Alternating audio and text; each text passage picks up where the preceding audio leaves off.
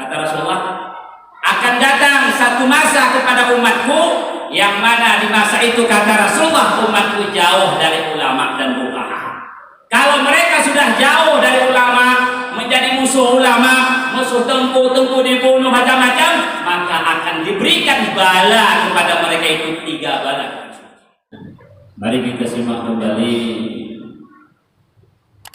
kita renungkan kembali salah satu ayat Allah Subhanahu wa taala dalam Al-Qur'an Al-Karim. Dalam hal ini Allah menyampaikan kemuliaan ilmu, keutamaan dan kemuliaan ilmu.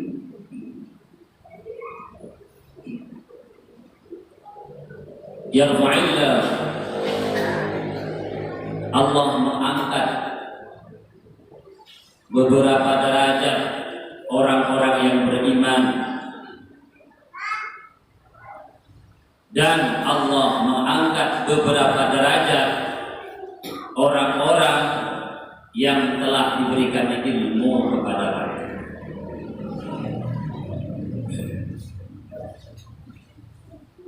Dari ayat Allah Subhanahu wa taala ini dapat kita pahami para jemaah yang dimuliakan oleh Allah, yang hanya punya kemuliaan di sisi Allah orang yang beriman.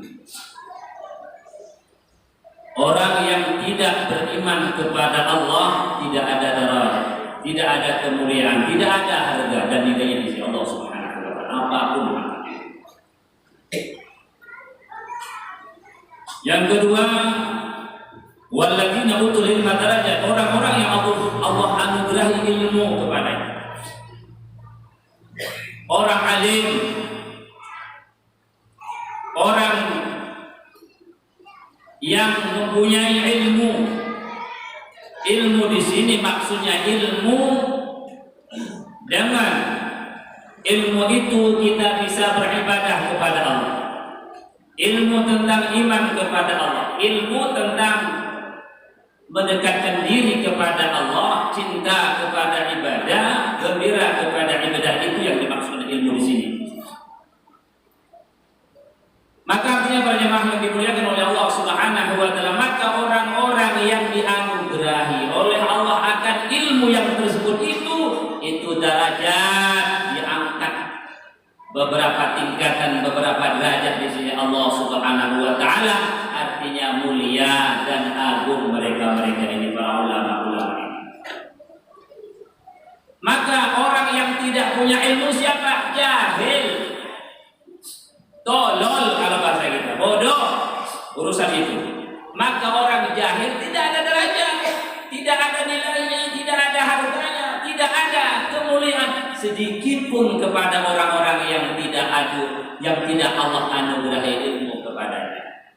Maka dalam hal itu para jemaah ingin menjadi orang-orang yang mulia, orang-orang yang hebat di sisi Allah, jadilah kamu orang yang beriman dan orang yang berilmu. Para jemaah yang dimuliakan oleh Allah Subhanahu wa taala, dalam hal ini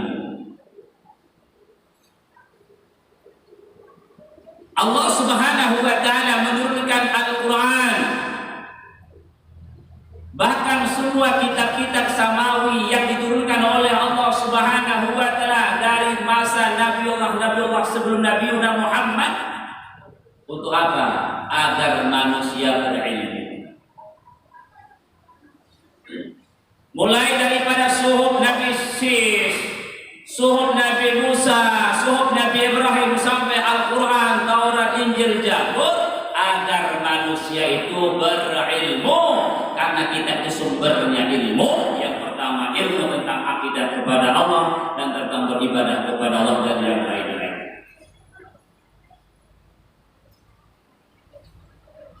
Yang selanjutnya dapat kita pahami bahwasanya Allah Subhanahu wa taala menurunkan para rasul. Untuk apa? Agar manusia itu berilmu, karena Nabi Muhammad SAW dan Nabi yang lain itu diutus oleh Allah memberikan ilmu. Dengan ilmu itu mereka dapat hidayah, bisa mengenal Allah, bisa beribadah kepada Allah Subhanahu wa taala.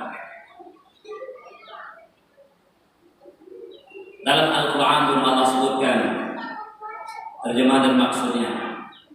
Di masa Nabi Muhammad SAW ada peperangan, tapi Allah tidak kasih Gak boleh semuanya pergi ke medan perang, gak boleh. Mesti ada taifah, satu kelompok yang dapat tahun yang mendalami ilmu agama bersama Rasulullah. Jadi artinya dalam masa Rasulullah kalau berperang orangnya dua, gak semua boleh berperang. Ada dua kelompok, satu kelompok berangkat ke medan perang, satu kelompok, satu jamaah tinggal bersama Rasulullah, belajar bersama Rasulullah. Untuk apa? Lian dulu kita raja'u ilaihi. Orang-orang yang tinggal di kampung, ditinggal bersama Rasulullah, belajar ilmu agama, mendalami ilmu agama. Begitu orang yang sudah pulang dari peperangan, mereka ajari karena mereka belum paham. Saking mulianya ilmu, Allah pun tidak kasih semuanya mereka ikut berperang. Harus ada orang yang belajar, yang tinggal bersama Rasulullah. Yang mana orang-orang yang tinggal bersama Rasulullah ini, setelah dia memahami ilmu, sudah paham, mereka akan menyampaikan ilmu itu nanti kepada kawannya. Siapa yang ikut berperang, yang dia ikut belajar bersama Rasulullah Sallallahu Alaihi Wasallam. Para jemaah yang dimuliakan oleh Allah Subhanahu wa Ta'ala, kemudian begitulah. Jika Allah Subhanahu wa Ta'ala tidak mengizinkan, tidak membolehkan, semua masa itu sahabat ikut berperang, harus ada tinggal sahabat bersama Rasulullah untuk mendalami ilmu. Dalam hal itu Imam Syafi'i rahimahullah berkata, kalau saya salah, man la yuhibbul ilma fala khaira. Apa kata beliau? Orang yang tidak cinta kepada ilmu, tidak ada kebaikan baginya. Orang yang tidak punya ilmu, tidak ada kebaikan padanya, walaupun amalannya banyak, kayak amalan Malik, tidak ada satu pun kebaikan itu. Kenapa? Karena amalan yang baik baru bisa menjadi baik dikerjakan dengan yang benar. Amalan yang benar, amalan yang taat dan ibadah, baru dia menjadi ibadah dikerjakan dengan yang baik dan benar. Mengerjakan ibadah dengan yang benar tidak akan bisa benar kalau tidak dapat kita pahami bagaimana yang hak dan benar, bagaimana yang batilnya. Karena nggak semua sholat itu sama. Maka bisa kita katakan orang yang tidak ada ilmunya, mulai dari toharahnya sampai salatnya, nggak ada satupun yang benar. Maka betul kata beliau, kalau orang yang nggak punya ilmu, nggak ada kebaikan, walaupun kebaikan dikerjakannya. Itu orang yang toharah. Ada maaf, cara beristinja pula. Kalau sudah cara beristinja, cara taharah pun nggak paham, bagaimana bisa ada kebaikan sholatnya? Maka sholat yang makbul, sholat yang sah, sholat yang menjadi ibadah, sholat yang sesuai dengan ilmu yang diajarkan oleh Rasulullah dan sahabat dan para ulama. Maka jelas apa yang dikatakan oleh beliau, siapa yang tidak mencintai ilmu, orang yang tidak punya ilmu, maka tidak ada kebaikan walaupun yang dikerjakan baik. Karena kebaikan kalau dikerjakan tidak dengan yang baik, tidak bisa menjadi kebaikan. Untuk sholat, sholat amalan baik, taat dan ibadah. Tapi yakinlah amalan sholat baru bisa menjadi sholat yang makbul, sholat yang sah, harus dikerjakan dengan yang benar, sujud yang benar, rukuk yang benar, Fatihah yang benar, baru sholatnya itu makbul dan sah. Baru sholatnya bisa mendekatkan diri kepada Allah Subhanahu wa Ta'ala. Kalau sebaliknya, sujudnya pun belum benar, rukuknya pun belum benar, Fatihah bacaan pun masih banyak, bahkan kadang semuanya yang salah. Bagaimana bisa kita katakan sholat itu bisa mencegah kita daripada keji dan mungkar, sementara sholat itu mulai awal sampai akhir nggak pas satu, nggak benar satu. Kenapa? Karena memang kita tidak punya ilmu. Maka dalam hal itu para jemaah yang dimuliakan oleh Allah, tidak boleh, tidak wajib sisihkan waktu kita untuk belajar. Sesibuk apapun kamu, sesupersibuk apapun kamu, wajib kamu sisihkan waktumu untuk belajar, agar ibadah kebaikan yang kamu kerjakan betul-betul baik, betul-betul bisa menjadi amal ibadah. Maka Rasul menegaskan dalam hal ilmu itu, kun aliman au muta'aliman au samian au himan. Kata Rasul, saking mulianya ilmu, saking mulianya ilmu itu Rasul katakan, jadilah kamu menjadi orang alim, menjadi kiai, menjadi ustaz, menjadi tengku. Karena pangkat tengku itu digelar sama kita setelah kita punya ilmu, dan dia tidak pakai pangsiun-pangsiun. Kalau kamu tidak mungkin untuk menjadi orang alim, nggak cukup kemampuan, au muta'aliman, kata Rasul, kalau menjadi orang alim kamu nggak bisa, jadilah kamu menjadi santri mondok. Kita bawa bekal mondok di pasar. Nggak mungkin punya cucu, nggak punya anak, tapi ini mondok betul ya, tapi anak dia. Kalau mondok pun nggak bisa di pesantren, au mustami'an, orang yang mendengar kajian-kajian mingguan, harian, nggak sanggup mondok, tapi datangi majelis ilmu, datangi kajian-kajian agama, agar ibadah kita itu bisa kita bedakan mana ibadah yang betul, yang benar, mana yang ibadah yang tidak betul. Hingga Rasul mengatakan yang terakhir, au muhibban. Kalau itu pun belum sempat, maka jadilah kamu pencinta ilmu, pencinta tengku, pencinta alim ulama, pencinta habib dan kiai. Muhibban, malik malor, santri, gak sanggup menjadi santri, mustami'in, orang mendengar pun. Kalau orang mendengar pun belum ada waktumu, jadikan, tanamkan dalam hatimu cinta kepada ilmu, cinta kepada alim ulama. Yang jangan yang nomor terakhir. Nomor terakhir siapa itu? Alim pun tidak, santri pun tidak, pendengar pun tidak, cinta sama orang alim pun tidak, bahkan dia itu menjadi musuhnya para ulama.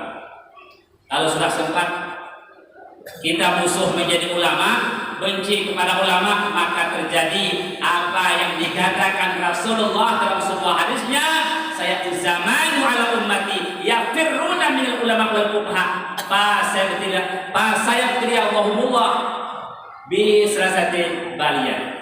Kata Rasulullah, akan datang satu masa kepada umatku yang mana di masa itu, kata Rasulullah, umatku jauh dari ulama dan fuqaha.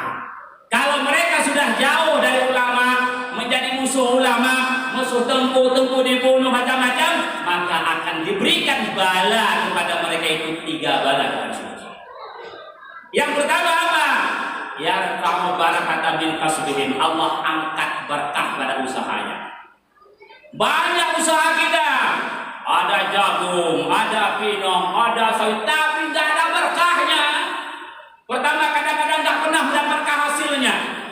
Ada yang dapat hasilnya, belum nikmat hasil sudah musibah, macam penyakit yang diberikan oleh Allah. Akhirnya apa? Keberkahan, kebaikan pada usaha kita nggak pernah kita dapatkan. Penyebabnya kenapa? Karena kita menjadi musuh para ulama.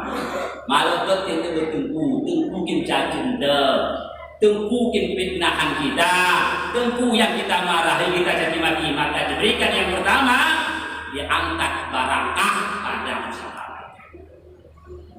Lantang-lantung kita galami itu marah, dapat pemalak berkat, tidak pernah ada keterangan, selalu dalam mencari, tidak pernah senang dalam mencari. Yang kedua, sallallahu alaihi sultan zalimah. Yang kedua, kalau masyarakat sudah jauh dari ulama, maka Allah jadikan pemimpin mereka pemimpin yang zalim, penguasa mulai dari tingkat desa sampai ke atas, pemimpin yang tidak jujur, yang tidak amanah, yang mendebar-debar janji palsu, yang tidak melindungi rakyatnya, yang tidak tidak mengayomi rakyatnya sebagaimana yang dapat kita rasakan. Kenapa? Karena kesalahan kita. Apa salah kita? Jauh dari ulama. Nggak mau cinta sama ulama, maka terjadilah apa yang terjadi. Maka pemimpin tidak memikirkan rakyatnya, memikirkan perutnya saja, anak istrinya. Udah dapat duit, tambah istri lagi, wah tiga, enak. Ya rakyat mungkin dan mulut tambah itu. Yang ketiga, berjamaah yang dimuliakan oleh yang sangat kita takutkan, ya kharuju minad dunya bi khairil iman. Yang paling bahaya kalau sempat kita menjadi musuhnya para ulama, maka kita mati nanti, kita khawatirkan kita keluar daripada iman dan Islam. Na'udzubillah min dzalik. Mudah-mudahan para jamaah yang dimuliakan oleh Allah sampaikan yang intinya, mari kita sempatkan, wajib kita luangkan waktu kita sesibuk apapun untuk mencari ilmu agar betul akidah kita